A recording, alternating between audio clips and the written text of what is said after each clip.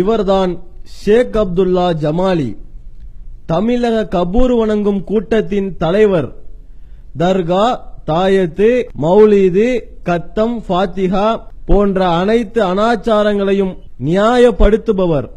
இவர்தான் ஷைஃபுதீன் ரசாதி, ஹஸ்ரத் கிப்லா தாமத்து பரகாத்துஹு, பெங்களூரில் உள்ள தப்லிக் ஜமாத்தின் கொள்கையை அடிப்படையாக கொண்ட மதரசாவின் பேராசிரியர்.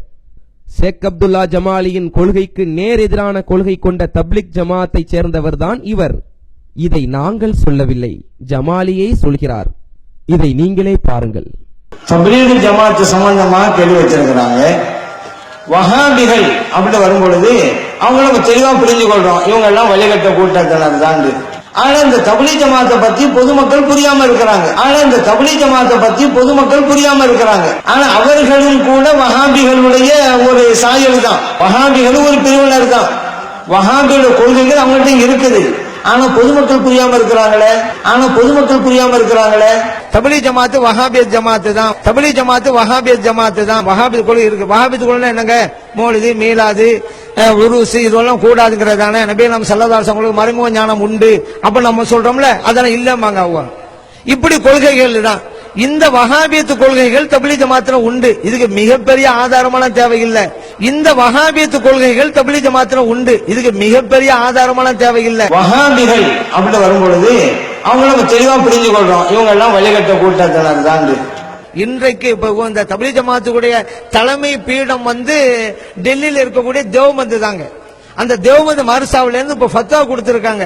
அதுல இந்த தப்லீக் ஜமாத்துல ரொம்ப தீவிரமான ஒரு சில பேரு தமிழ்நாட்டுல அதை காமிச்சுக்கிட்டு இருக்காங்க, பொதுமக்களை ஏமாத்தலாண்டு.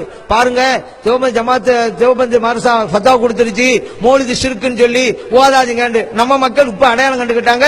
ஓ அப்படியா, நீங்க எல்லாம் வஹாபி தான் அடையாளம் கண்டாங்க. அது ஒரு விஷயம் வைங்க.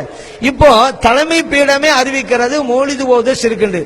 அப்ப தப்லீக் ஜமாத்துல கொள்கை என்னன்னு இப்ப தெரிஞ்சு போச்சு. இப்போ தலைமை பீடமே அறிவிக்கிறது மௌலிது ஓத ஷிர்க்குன்னு. அப்ப தப்லீக் ஜமாத்துல கொள்கை என்னன்னு இப்ப தெரிஞ்சு போச்சு. இப்போ தலைமை பீடமே அறிவிக்கிறது மௌலிது ஓத ஷிர்க்குன்னு. அப்ப தப்லீக் ஜமாத்துல கொள்கை என்னன்னு இப்ப தெரிஞ்சு போச்சு. அவங்க சுன்ன ஜமாத்துனா எதுவும் செய்ய வேணாம். தேவபந்துல போய் அவங்க அதான தலைமை பீடம் மர்கஸ், அங்க போய் மீலாது மௌலிது கூடும் என்று அவர்கள் நமக்கு ஒரு ஃபத்வா வாங்கி தந்துட்டா தப்லீக் ஜமாத்தை நம்ம தலையில தூக்கி கொண்டு வச்சு கொண்டாடலாம். ஆனா அப்படி ஒரு காலம் அவங்க வாங்கி தரவே முடியாது. ஏன்னா அவங்க தெளிவா இருக்கிறாங்க இந்த கொள்கையில. வேணுமானா வாங்கி தரட்டும், நம்ம ஏற்றுக்கொள்வோம், அது ஒரு விஷயம்.